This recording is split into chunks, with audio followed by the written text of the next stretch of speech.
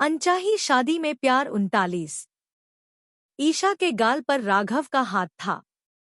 ईशा राघव के हाथ पर अपना हाथ रखकर, राघव जी क्या बात है बताइए ना, हमारा दिल बैठा जा रहा है। ईशा वो हिमा के साथ किसी ने दुष्कर्म किया है। राघव को बोलने में बहुत परेशानी हुई, पर जब ईशा ने यह बात सुनी तो उसके आंख से आंसू निकल गए। उसे खुद के साथ हुआ दुष्कर्म याद आने लगा था। ईशा के गाल से राघव का हाथ हट जाता है। ईशा नहीं नहीं, ऐसा नहीं हो सकता, ऐसे बोलते हुए पीछे खिसकने लगती है। उसे हिमा की जगह अपनी शक्ल दिखने लगी थी।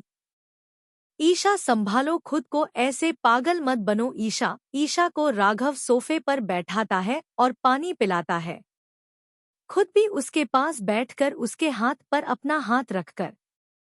ईशा तुम सही कहती थी, हमें हिमा को इतनी छूट नहीं देनी चाहिए थी, पर पता नहीं कौन है जो हिमा के साथ इतना सब कुछ कर चुका है और हमें पता नहीं चल रहा है। ईशा सामने देखती हुई, अवी ने ही सब कुछ किया है, इतना हम पक्का बता सकते हैं। राघव ईशा के मुंह से अवी का नाम सुनकर, अवी वो क्यों यह सब करेगा? ईशा राघव की तरफ देखकर, अवी को और हिमा को मैंने साथ में कई बार मार्केट में देखा है, दोनों का साथ साथ खाना घूमना बहुत बार देख चुके हैं हम। यही बात मैं मधु चाची को बताने गई थी, पर वो खुद मेरे साथ हुए दुष्कर्म आए बारे में सुनाने लगे थे। इतना कहते हुए ईशा की आंख से आंसू निकल आते हैं। राघव ईशा के आंख में आंसू देखकर उसकी खुद की आंख भर आई थी। राघव ईशा को गले लगा लेता है। ईशा उसके गले लगकर, राघव जी हिमा अब कैसी है? ठीक है ऐसे तो, पर उसे होश नहीं आया है, होश में आते ही चिल्लाने लगती है। ईशा राघव से अलग होकर, राघव जी हमें हिमा के पास रहना चाहिए, उसे अभी हिम्मत की जरूरत है।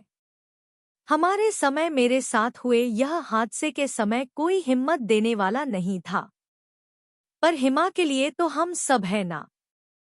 राघव हाँ, मैं सर हिला देता है और आज आगे बढ़कर ईशा के सर पर अपने होंठ रख देता है, जिसे ईशा विरोध नहीं करती है।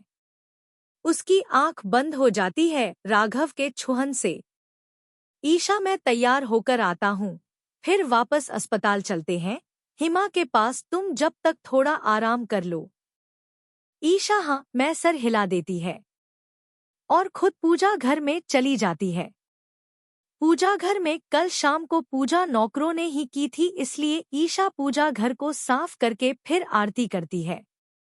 ईशा मन ही मन है, ईश्वर अगर यह काम सच में अवी ने किया है तो हम उसे छोड़ेंगे नहीं, हमारे साथ जो हुआ उसकी वजह से हमने सहन किया। जब बात हमारी परिवार पर आई तो हम अब उस अवी को सहन नहीं करेंगे। छोटी बहुरानी वो चाय नाश्ता तैयार है, आप देख लीजिए, अस्पताल के लिए लेकर जाना है ना? ईशा हाँ, मैं सर हिलाकर काका के साथ किचन में चली जाती है। अभिलाष जी को घर लेकर आ रहे थे। सुबह के 10 बजने वाले थे। राहुल अभी तक सो रहा था। उसका नशा अभी खत्म नहीं हुआ था। जिस हिसाब से कल उसने पैग लगाए थे उस हिसाब से उसके दोपहर तक नशा नहीं उतरने वाला है। ममता जी रसोई में थी। आज वो घर पर अकेली ही थी। सब अभिलाष जी के पास अस्पताल में ही थे। ममता जी सोच रही थी सबके लिए खान बना ले। राहुल सो रहा था। उसे पता नहीं था घर पर क्या हो रहा है। जो ममता जी आटा गूंथने के लिए आटा लेती है। डब्बा खोलने के बाद अरे लगता है इसमें आटा खत्म हो गया है। दूसरा डिब्बा वो तो ऊपर पड़ा है। ममता जी ऊपर रैंक पर देखती हुई बोलती है। ममता जी मन में ऊपर से डिब्बा कैसे उतारूं, पैरों में भी दर्द है, कहीं गिर गई तो। राहुल को बुलाती हूँ। ममता जी डब्बे को वहीं रखकर राहुल के कमरे में जाती है। अरे यह क्या 10 से ऊपर हो चुका है, यह अभी तक सो रहा है। यह लड़का भी ना। राघव नहाकर तैयार होकर नीचे आता है। ईशा किचन में खाना पैक कर रही थी। राघव उसकी तरफ आकर तुम खाना पैक कर रही हो काका कहा है। ईशा राघव की तरफ देखकर क्यों मैं खाना पैक नहीं कर सकती क्या? काका को भी भूख लगती है इसलिए वो नाश्ता कर रहे हैं। अरे मैंने ऐसा कब बोला, बस ऐसे ही तुम पैक करती हुई दिखी तो बोल गया। राघव और ईशा दोनों के बीच अब लग रहा था पति और पत्नी का रिश्ता है, क्योंकि दोनों का बात करने का तरीका बिल्कुल अलग होने लगा था। ईशा एक रात राघव से दूर रहकर एहसास होने लगा वो उसके बिना नहीं रह सकती है। अंजलि और मानवी दोनों ऑफिस पहुंच जाते हैं। सभी एम्प्लॉई आए हुए थे, सिर्फ मालिक और मैनेजर ही गायब थे।